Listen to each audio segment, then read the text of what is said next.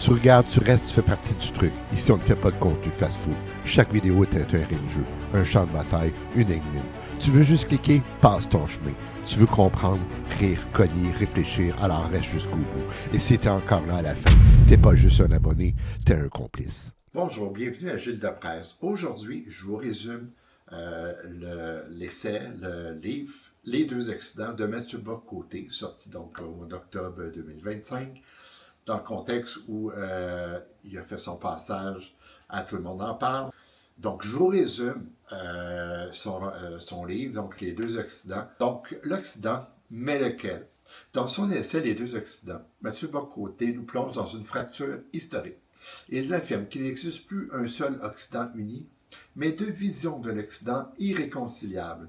D'un côté, l'Amérique trumpienne, populiste et conservatrice, et de l'autre, l'Europe progressiste, multiculturaliste et technocratique.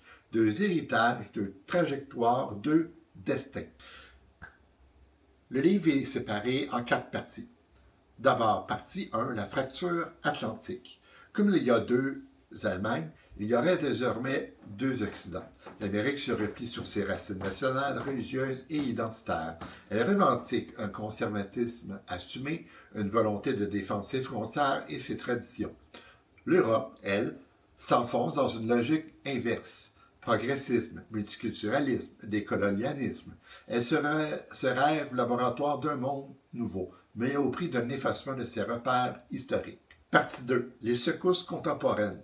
Bock-Côté analyse les grandes crises de notre époque. Immigration massive, mondialisation incontrôlée, pandémie qui a relevé la fragilité des sociétés, montée de la Chine comme puissance alternative et menace islamiste. À ses yeux, le libéralisme a affaibli les repères collectifs, favorisé l'individualisme et a laissé les nations désarmées face au bouleversement. Partie 3. Le politiquement correct et la censure. L'auteur, Mathieu Bock-Côté, dénonce le politiquement correct, qu'il décrit comme une nouvelle forme de totalitarisme doux. Les idées conservatrices sont marginalisées, les voix dissidentes censurées, et la liberté de parole devient suspecte, et le débat public se réduit à une orthodoxie progressiste. Pour lui, cette dérive menace même la démocratie. Partie 4. Le Québec et la souveraineté. Fidèle en son engagement souverainiste, Bock-Côté relie cette fracture occidentale aux tensions locales. Le Québec vit lui aussi une crise identitaire selon lui, déclin du français, fragilisation de la culture nationale et besoin de réaffirmer une souveraineté culturelle. Dans ce contexte, le Québec devient un microcosme de la fracture occidentale entre hésitance identitaire et tentation de l'effacement. En conclusion, Les deux Occidents est un essai qui dérange. Conservateur assumé, Bock-Côté bouscule les certitudes et force le débat. Que l'on partage ou non ses idées, il met en lumière une fracture historique qui redéfinit l'avenir de l'Occident.